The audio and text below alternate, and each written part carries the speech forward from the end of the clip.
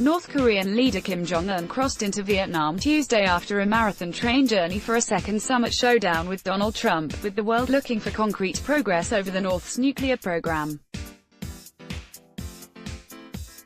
Following a historic first meeting in Singapore in June that produced a vaguely worded statement about Kim's nuclear arsenal, analysts say the second summit in Vietnam's capital Hanoi must this time put substance ahead of bonhomie.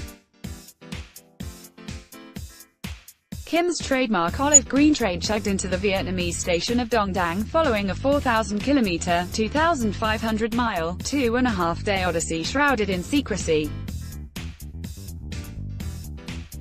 Schoolchildren waving North Korean flags and a military guard of honor in pristine white uniforms greeted Kim, the first North Korean leader to visit Vietnam since his grandfather Kim Il-sung in 1964.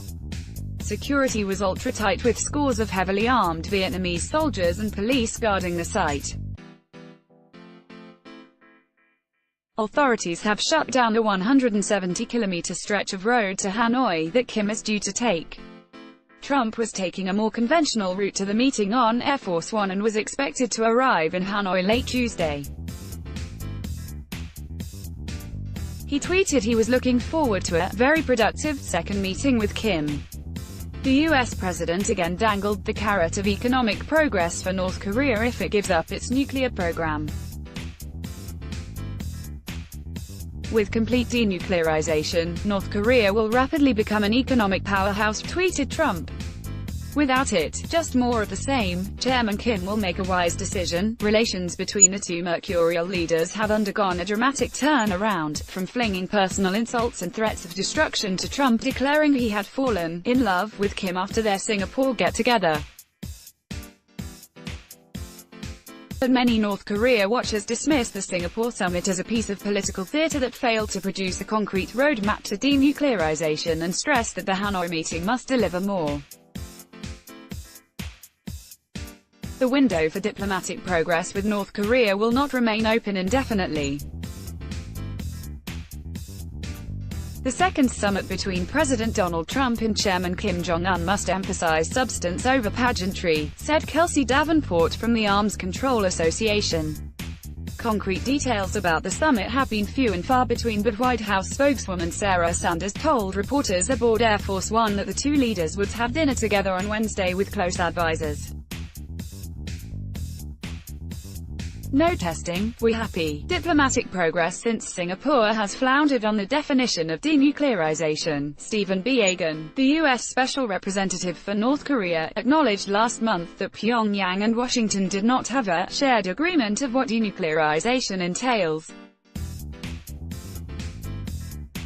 The United States has repeatedly demanded the North give up its nuclear arsenal in a final, fully verifiable way. But Pyongyang sees denuclearization more broadly, seeking an end to sanctions and what it sees as U.S. threats, usually including the American military presence in the South, and sometimes in the wider region. The ambiguity and obscurity of the term denuclearization only exacerbates the skepticism about both the U.S. and North Korean commitments to denuclearization, wrote Shin Gi-wook, director of the Korea program at Stanford University. In the run-up to the summit, Trump appeared to lower U.S. demands for Pyongyang, repeatedly saying there was no rush to rid the North of its arsenal as long as missile and nuclear tests stopped. "I don't want to rush anybody. I just don't want testing. As long as there's no testing, we're happy," said Trump.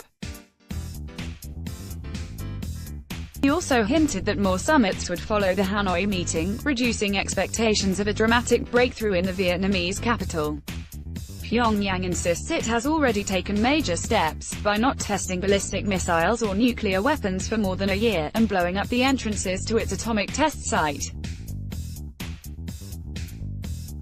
The North also wants increased security guarantees, which could come in the form of a declaration of an end to the 1950-53 Korean War, that ended with an armistice instead of a full peace treaty, or opening liaison officers.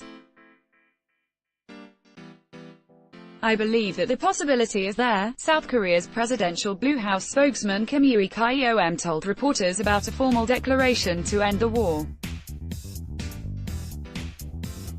There is no way of knowing what kind of declaration it might be, but I believe the US and North Korea may reach an agreement. Such a declaration would signal the first stage of normalizing US-North Korean relations, said Go Myong-hyun of the Asan Institute of Policy Studies, and would be an ideal, politically symbolic step, rather than prematurely agreeing to sanctions relief. Harry Kazianis of the Center for the National Interest said Trump and Kim need to take at least one step forward on denuclearization in Hanoi. Nothing would be worse than for either side to come out of the meeting as if it was a waste of time, he said.